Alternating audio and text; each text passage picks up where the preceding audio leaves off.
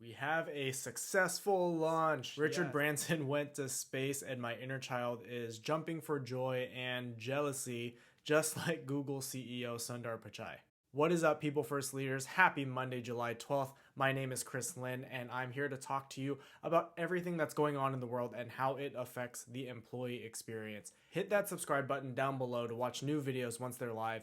And I also hope I'm going to become a billionaire one day so I can blast off into space while having a complete disregard for my employees' well-being. Let's kick off today with some good news and some not so good news. A new study came out that found bullying in schools has actually dropped during the pandemic.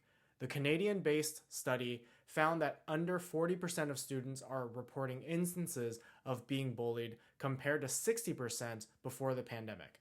This is due to the reduced class sizes and increased oversight by teachers. While the number of bullying incidents needs to be zero, I'll take small wins of progress. This is great not only for the well-being of children, but for their parents as well. And this is why it's important for organizations to focus beyond just their work.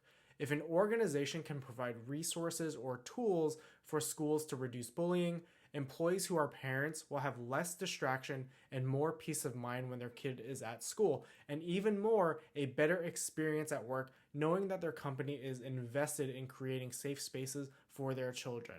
Unfortunately, on the flip side of this story, us adults are the bad guys here, with workplace harassment rising during the pandemic. New studies from Deloitte and Project Include show an increase in harassment based on gender, race, and age. One of the factors for this increase is due to the exact reason students' bullying has dropped, and that's oversight. Online workplaces are more private and secluded, allowing individuals to make comments, remarks, or even create more hostile work environments. I actually interviewed Sejal Thacker on the Leading People First podcast a while ago, and her focus has been on creating and maintaining civility in the workplace.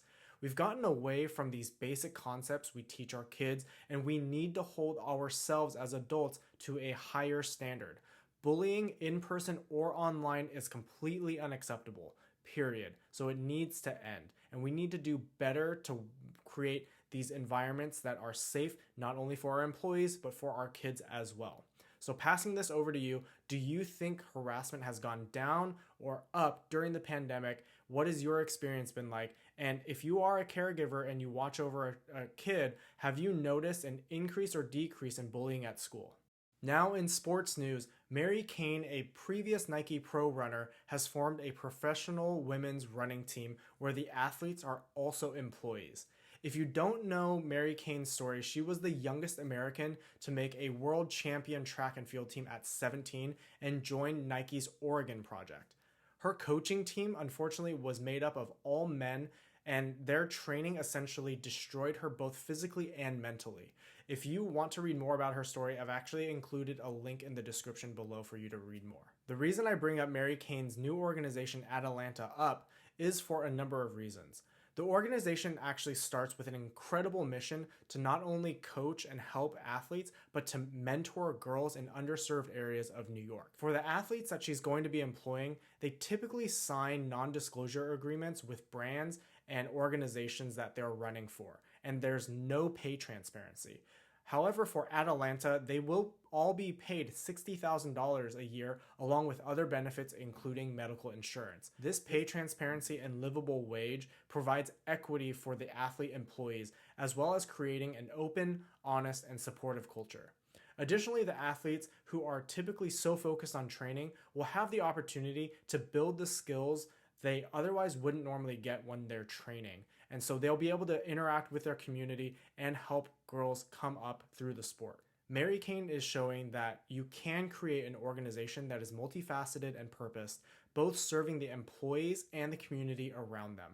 They serve as a reminder that organizations can make leading people first and operational, financial, and community successful. So what do you think about this new organization and how it leads people first? Going back to our hot topic of the year, hybrid work, distributed teams, formerly known as remote work.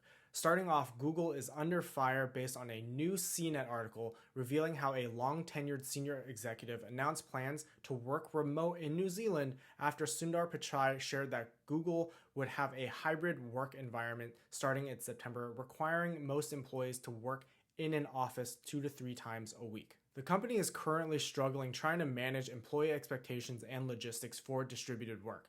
One employee actually quit last Friday over the company's inflexible policies, citing that her team would be relocated to North Carolina, then being told that they would have to take a 15% pay cut, and then being told it would be 25% before they actually ditched the plans entirely. This back and forth is incredibly jarring and stressful for people. While many of you watching probably don't work for a gigantic organization like Google, it would still be a good rule of thumb to wait on making and announcing any plans or decisions before determining your actual workplace strategy. Now, Google is not only having to deal with the logistics of who works where and their pay, there's mistrust on the executive level and anger amongst the employees over transfers, pay, and where they're going to work. Put this in contrast with an organization like Quartz, who has allowed all of their employees to be distributed while also maintaining a physical office. They surveyed their employees and created standard guidelines for going into the office, and the leadership team has a clear understanding that hybrid work is actually remote work. What I loved about Quartz's article is their honesty and transparency around accepting the shift in how people now work. They acknowledge there are some difficulties and changes like privacy, hot desks, and workplace attire. Overall, this is a great way to be transparent for your employees and show that you are leading with them in mind. I've also included an additional McKinsey article in the description below that goes more into some of the research of hybrid work. As always, what do you think about this contrast in communication between Google and Quartz, and how do you feel about the world of hybrid or distributed work? Staying on the topic of the office, let's talk about masks and the current state of the pandemic. First, we have to recognize that this pandemic has now claimed over 4 million lives worldwide, with multiple million more individuals and people affected by the virus or those that they've lost. If anyone in your organization has been affected in one way or another, show them grace and compassion and support them through this time. And I would also highly recommend your company doing something to continue fighting for people not only in your community, but those around the world. There are a lot of countries and communities around the world that are really struggling right now, and your organization can do a lot by showing that you support them. According to the latest reports, we are seeing a rise in cases that we haven't seen since May 2020, with 20,000 daily new cases due to the Delta variant. While about half of Americans are fully vaccinated, it still means half are not, and with offices opening back up, it brings employee physical and mental safety into the fold. A new article in Inc.com brings up the disparity and tension that can arise from mask policies, particularly between frontline and white-collar workers. The article talks with 2 professors, and they share how mask policies and enforcement can highlight how certain groups have perceived more civil liberties than others. It creates inequality between them, and for those who are feeling excluded or called out, it can turn into this emotional burden, which can then lead to workplace tensions. While there are still variants that are popping up, people needing to get vaccinated, and the death tolls rising, for me, companies need to employ a consistent standard for all of their employees while in the office. Applying an equal practice for all employees, especially after you get to listen in on their feedback and concerns, will allow us to get through this together. Be sure to share in the comments below what you think about mask policies. Are they a good idea, a bad idea, and how is your organization handling it? As always, thank you for watching. Don't forget to hit that like and subscribe button so you get notified of new videos as we continue enhancing the employee experience together. And be on the lookout for the new Leading People First podcast episode coming out tomorrow. Be good to one another and stay awesome.